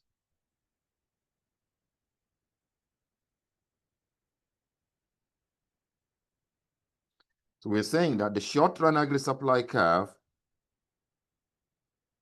we put price level on this axis versus real GDP. We're trying to say, why is this curve upward sloping? That when the price is P1, output is Y1. When the price goes up to P2, output rises, right? We produce more, we move along the short run rate supply curve from point A to point B. Why is this the case? That in time, okay, so it's gonna come, we're gonna explain it in terms of what we call labor contracts. Some prices in the economy, including the price of labor, sometimes remain fixed. Labor costs may not change. So let me open a new slide here, then talk about it, because I want to connect these two. I should have drawn them side by side. I don't know why I did this. Hold on a second. I think it's good to let me draw them once side by side, because if I open a new, because I wanted to see it in one page, one slide. Let me sort about that. Okay. So I'm gonna have the product market, a market for goods and services, and then I'm gonna have the labor market. Okay. So we're gonna say the price of labor is gonna be the real wage. And the real wage is given as W over P. This is a quantity of workers that will be demanded and supplied in the economy. So let's say if the labor supply curve is upward sloping, call this labor supply, and then this is a labor demand. Okay. Let's say this was L1, and this is W over P, the real wage. And then we're going to say to the diagram on the left is what we have been talking about. We're trying to explain why in the short run, this curve is short, upward sloping, what we're calling the short run agri supply curve. Why is it that when the price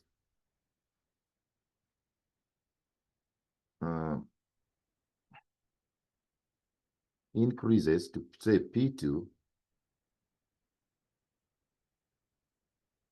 we move along that curve. This diagram on the left is connected to that diagram right there. So let's assume that this was P1. So we're going to say the reason why this curve is upward sloping is because wages are fixed in the short run. Wages, nominal wages, not real wage. W of P is real wage, but W without a P, without dividing by P, nominal is called nominal wage. Nominal wage W is fixed by contracts. If you get a job, you sign an employment contract. It's even worse when you play professional sports. You play in the National Basketball League, or in the hockey league, or in the NFL. You sign because somebody might sign a $70 million contract to play for 5 years. That means your wage is fixed for 5 years. So W is fixed in the short run. Okay, so now what happens is that, think about if you sign a deal for this to play for the San Antonio Spurs. So the price of the product here is going to be, could be the price of ticket sales at San Antonio Spurs.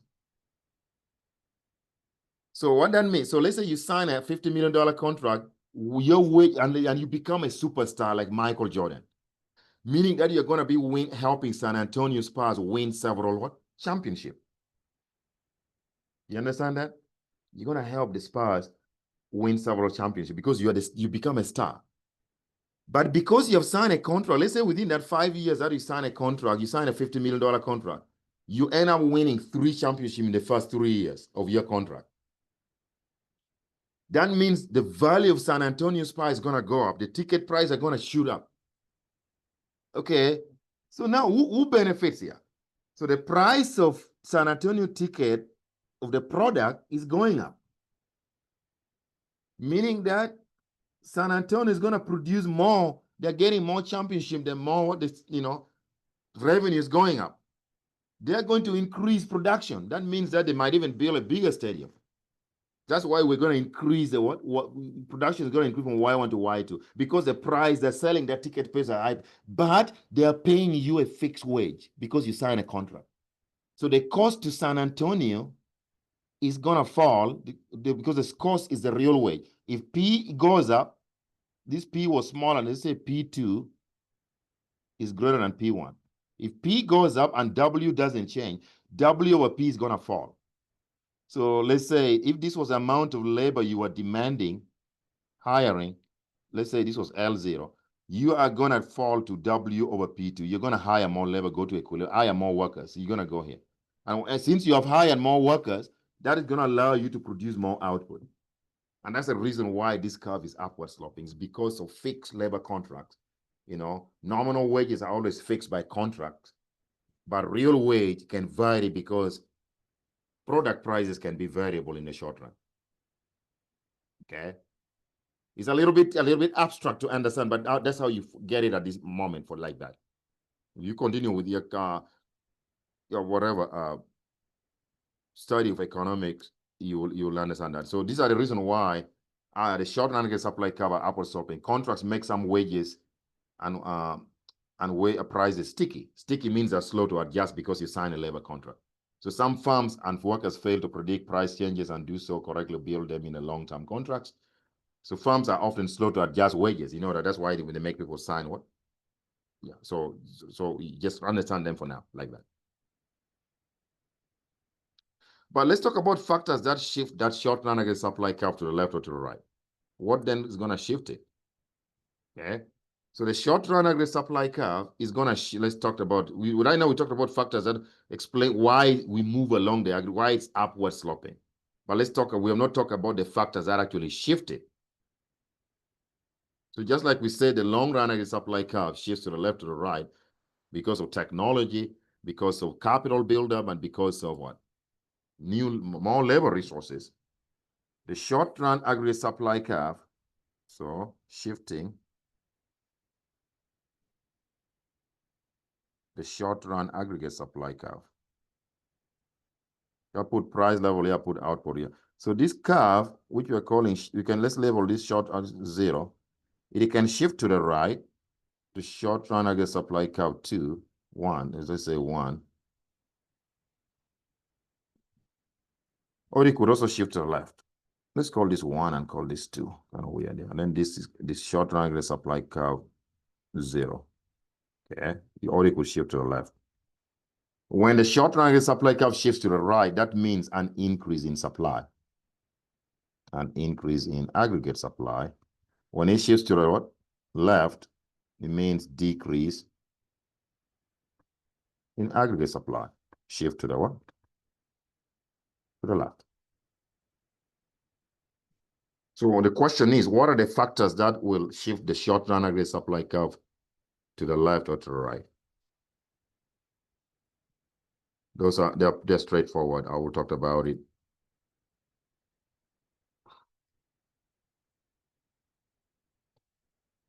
There are going to be things like increase in labor productivity, or when wages start to adjust in the economy. So I think I discussed all of them here. I don't want to waste a lot of time. One of them, expected future prices can make you, okay, so I'm going to explain that a little bit. So factors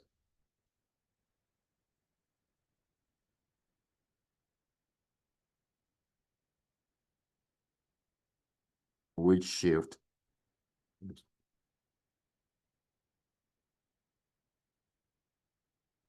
short run aggregate supply curve. One of them is going to be expected future prices.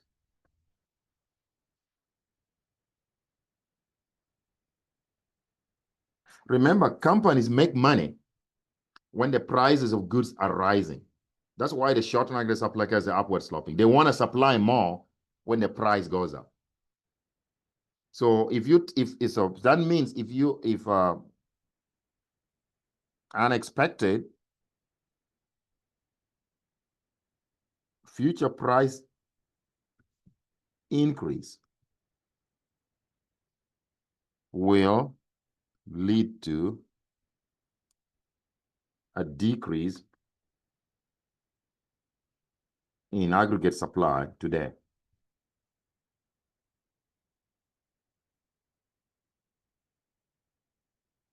Shifting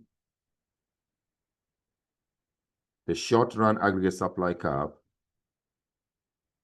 left, and vice versa. Vice versa means unexpected future price decrease will lead to an increase. This would be increase in aggregate supply today, shifting the short aggregate supply curve to the right. Okay, when businesses they're expecting their prices to fall, let's say in 6 months or in a year, they want to get rid of their products today when the price is still high. So they're going to supply more today. That's what this means. Unexpected future price increase. So sorry, I said the reverse. Okay, I say it the other way. So if businesses are expecting the price of their product to rise in the near future, let's start with that. They are going to start hoarding their products because they don't make any money today when prices are low. They're going to wait until tomorrow when prices are high, then they're going to dump more products in the marketplace. So today's supply is going to fall because of an unexpected future price increase. And the converse is true. If businesses are expecting the price in the future to decrease, okay, that means they don't make any money in the future. They better get rid of their products today. So that's going to lead to an increase in what? In aggregate supply, shifting it to the right today. That's why we say advise and vice versa. That's number one. And then number two, the short-run aggregate supply curve could shift to the right or to the left. And I know, let me just talk about the labor force or the capital stock. If there's an increase in the size of the workforce, labor force, okay, we produce more because more resources in the economy. And then the other one is productivity. When workers become efficient and learn how to do their jobs more efficiently and they become more productive, that means they're producing more output with the same amount of time that they used to, before, but they produce more. That means the aggregate supply curve is going to shift to the right. Let me give you one example. Why would labor become more productive? We talked about this already in the chapter on economic growth. Productivity can be due to technology improvement. Think about a typewriter, the secretary who used to use a typewriter, which is this primitive technology. Maybe a secretary would use the whole 8-hour shift typing 1,000 words with a typewriter because it was slow and messy.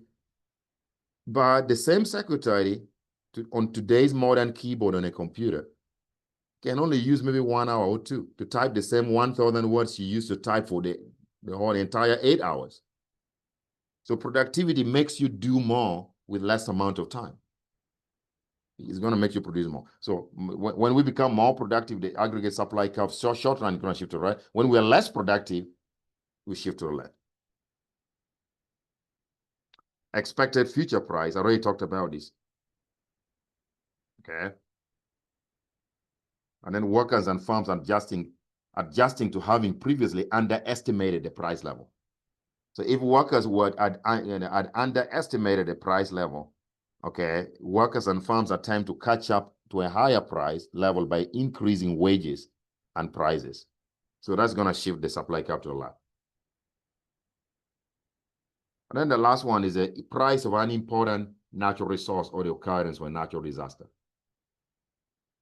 I want to give you guys one example, which is always very interesting, though. I'm not giving that. Let's say oil prices. If oil prices rise unexpectedly, because we use oil as a source of energy to producing goods and services. So if countries that produce the oil, like now there's war in Iran. Iran is a major player in the global oil market. So the oil prices are going to be expected to rise with this Iranian-Israeli conflict. That means the cost of producing goods are going to rise on companies. That's going to lead to a decrease in supply, shifting the supply curve to the left. Okay.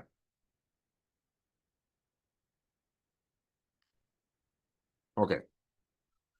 So I'm going to introduce one thing, then I'm going to take a break and I'll record the second part of this chapter to finish it. There's now we have talked about supply, and there are two types of supply: short run and long run. And then there's only one demand curve. The aggregate demand curve slopes downwards. Don't say short run demand and short run. There's nothing like that. There's only short run aggregate supply curve and long run aggregate supply curve. But there's only one aggregate demand. So now let's talk about macroeconomic equilibrium in the short run and long run.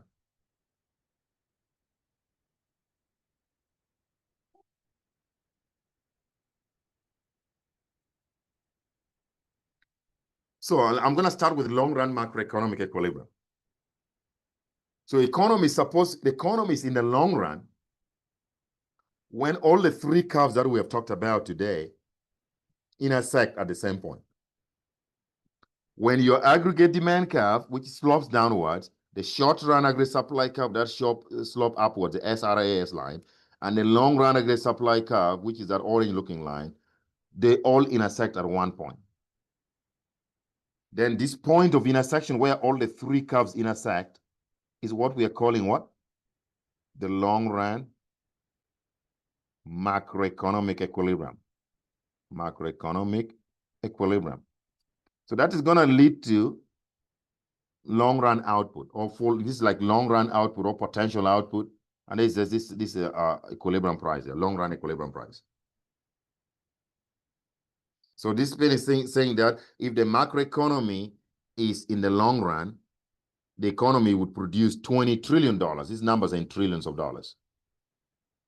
$20 trillion, and then the consumer pricing or the aggregate price in the economy, or just a general price level that we talked about, the GDP deflator, would be 115. Okay, and now, what about short run? So there are two types of short run that can happen in an economy, because remember since we have two types of short run supply curve, two types of supply, long run and short run aggregate supply. There are also two types of short run equilibria. So short run macroeconomic equilibrium occurs, okay, when the intersection I need to write this. I said this occurs at a point when the intersection between aggregate demand curve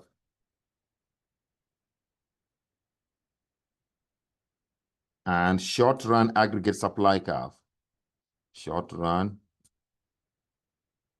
aggregate supply curve,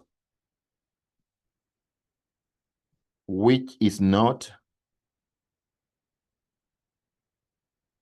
on the long run aggregate supply curve. So when the intersection of aggregate demand and short run aggregate supply curve occurs at a point which is not on the long run aggregate supply curve, that is a definition of short run equilibrium. And there's going to be two types of short run equilibrium. Okay. So let's talk about this. There are two types of short run macroeconomic equilibrium. So we're going to say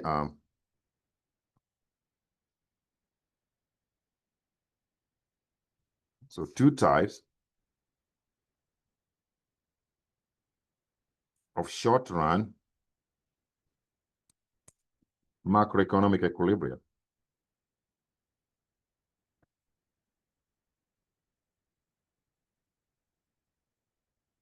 Remember, equilibria is a plural form for equilibrium because there are two of them.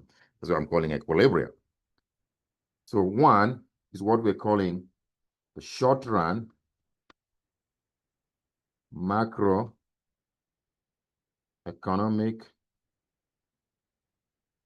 equilibrium, which produces a recessionary gap.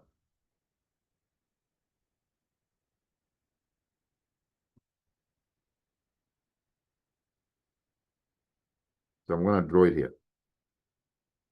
So with the short-run macroeconomic equilibrium that produces a recessionary gap is when the intersection between the short-run aggregate supply curve and the aggregate demand curve is happening to the point to the left of the what? Of the long-run aggregate supply curve. See this? Because that's the definition of short-run macroeconomic. When the point of intersection between short-run and aggregate supply curve and aggregate demand curve is here. That is not happening on the long run. The long run line is what? The long run aggregate supply curve is this line down here, which leads you to producing output, which we call potential output. But the short run intersection here, this short run equilibrium, determines actual output that the economy is producing.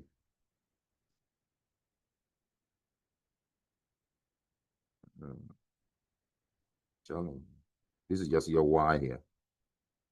Okay, you could have a price level here. Let me be P1. So this one, this is a one, and then the second one is short run macroeconomic equilibrium,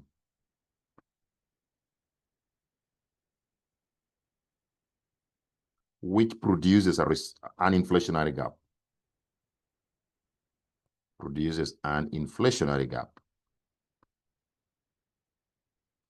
Remember this, the difference between because at this point of intersection here on this first one determines your actual output. This Y without a P, and then this is Y with a P. So you can see that actual output is below full employment output. That's what we call what? A recessionary gap, when actual output Y is less than YP. Meanwhile, in this case, this short-run macroeconomic equilibrium that produces an inflationary gap happens at a point when the intersection between the aggregate demand and short-run aggregate supply curve is happening to the right of what? Of the long-run aggregate supply curve. See that? See, the intersection between short-run and aggregate demand curve is happening at this point. This point is not on the long run. That is going to determine your actual output Y, but full employment output, remember, full employment is determined by that vertical line. Okay, so again, the price is going to be high here. That's why we're calling inflationary gap. So in this case, actual output is above full employment output. Okay, so now that you know that, I'm going to take a break, and I'm going to be kind of start talking about if the what are the things that drive the economy from its long-run equilibrium to short-run equilibrium, and how does the economy adjust back to a long-run equilibrium. We're going to talk about different types of macroeconomic shocks. Shocks can be demand shocks coming from the demand side of the economy, or they can be supply shocks. They could come from the supply side of the economy. And those are the things that is going to make GDP fluctuate. That economy sometimes, like you see here, the economy was at point A, but then aggregate demand curve shifted to the left. And you could say this could be due to low consumer confidence. We already talked about, the factors that shift the AD curve to the left. So this can throw the economy away from long-run equilibrium A to short-run equilibrium. It can throw the economy in a recession. We'll talk about that when I come back. For now, let's take a break.